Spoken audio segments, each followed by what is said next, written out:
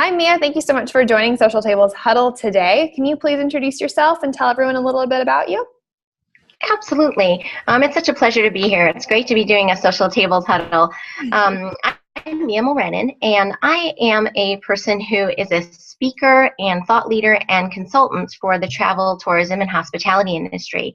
What's unique about what I do is my background and credentialing is in applied psychology. So I apply tenets of consumer, social, and organizational psychology to the industry. So it is something unique, something exciting, because when you think about it, anything related to hospitality or the experiences related certainly to travel and tourism and coming to a meeting have to do with psychology. And I think people understand that, but may not directly link what they do for setting up a meeting or in their work with tenets of psychology.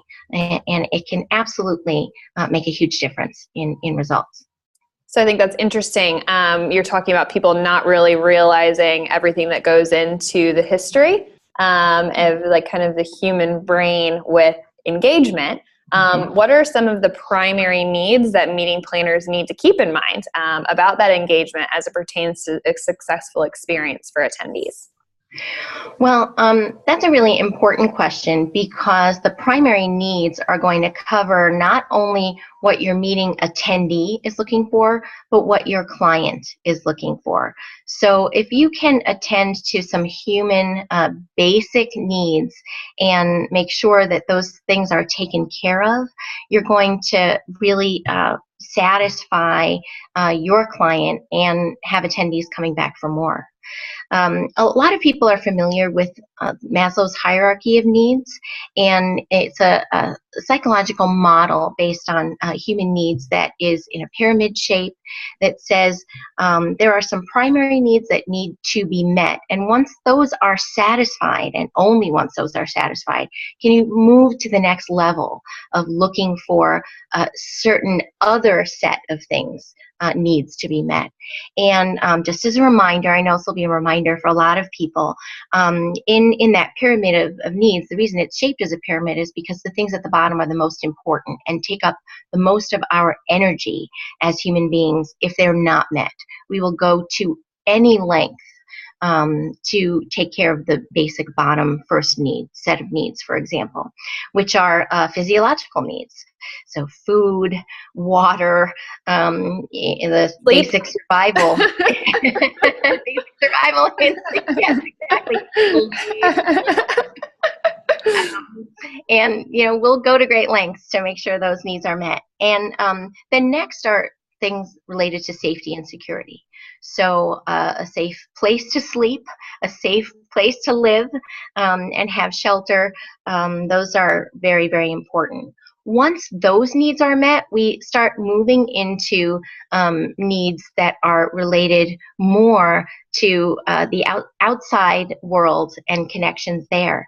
The next level is love and belonging. So having a sense of connection to others, that you're part of a family, a tribe, a society, and then self-esteem is next after that. Once we are part of a family, then we understand that we have a core of feeling good about ourselves, have ourselves reflected back in that family, tribe, or community. And then finally, self-actualization. And this is where we really are looking for things like enlightenment, meaning, making sure to live up to our potential.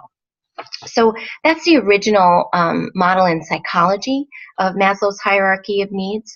But this is really important for meeting planning, meeting attendees, and meeting planner clients, believe it or not. And when I work with meeting planners and with venues, what I've done is really taken Maslow's hierarchy of needs and translated that into the conference and meeting planning experience. And in a nutshell, I can demonstrate or give an example of why this is so important. You can meet a very high need on that pyramid in a conference, like giving your attendees access to a speaker who is highly experienced and very expert in their field.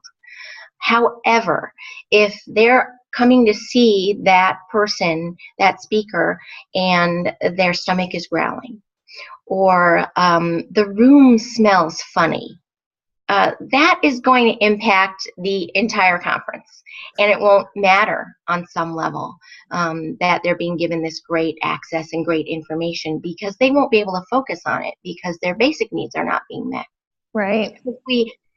Oh, go ahead, Claire. I'm sorry. Oh, no, I think it's a very interesting thing to consider, right? I mean, getting that, that perfect speaker, getting that keynote that oftentimes are a little bit more difficult to work around schedules with. So you're most of the time forced to work within theirs if it's a high profile speaker, if it's a dignitary, any of that.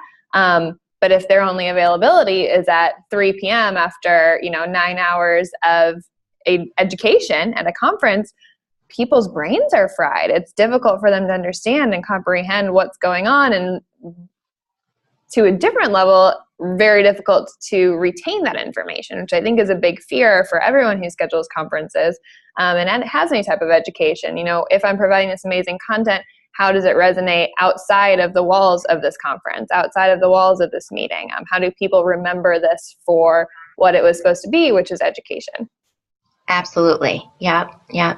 And I think what's really important is to realize that it is about education, but it is also about experience. And that experience is going to drive how much your attendees and your client, for that matter, absorbs, how much they really retain and how much they're able to focus. So the basic needs have to be met. And in meeting planning, if we look at that pyramid that I had mentioned before, in meeting planning, of course, are those physiological needs. In a conference, it would be, where are the restrooms? Is there water access all the time? This is something that sounds very basic, but is really important. And of course, the food.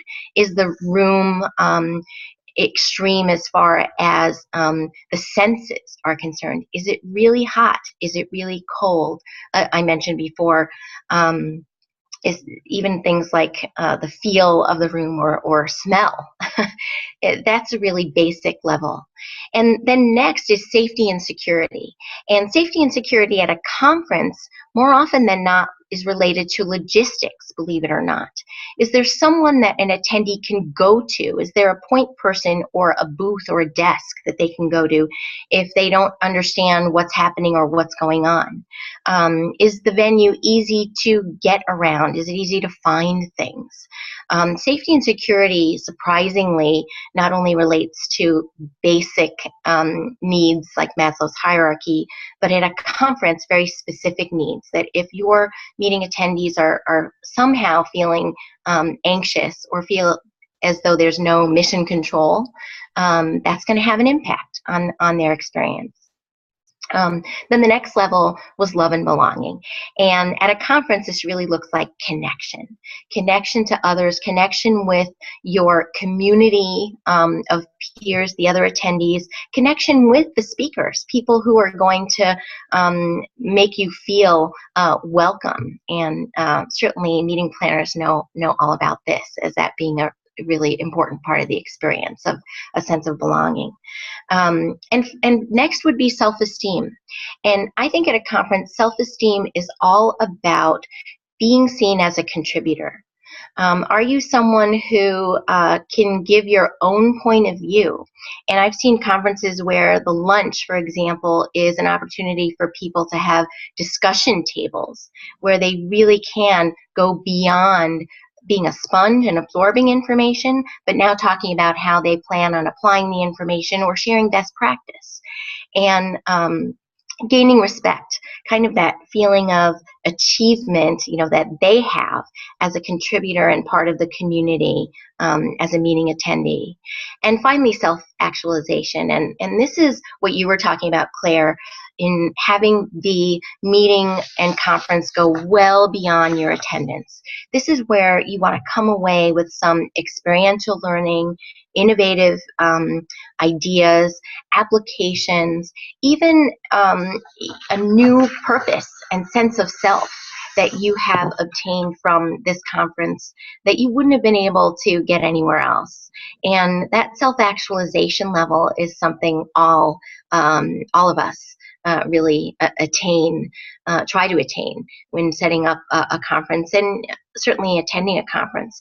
But if I had any piece of advice to give meeting planners, it would be that you aren't going to reach that highest level until you've paid attention to the ones below it, until you've really set the stage and set the foundation.